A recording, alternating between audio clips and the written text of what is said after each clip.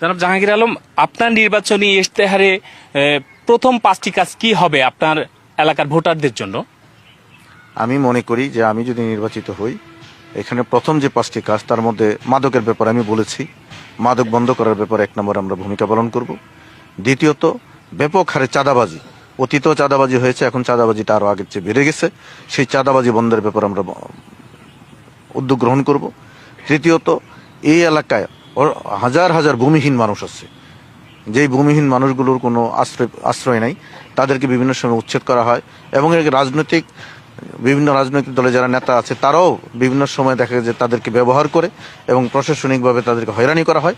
এটা আমরা বন্ধ করার জন্য উদ্যোগ গ্রহণ করব।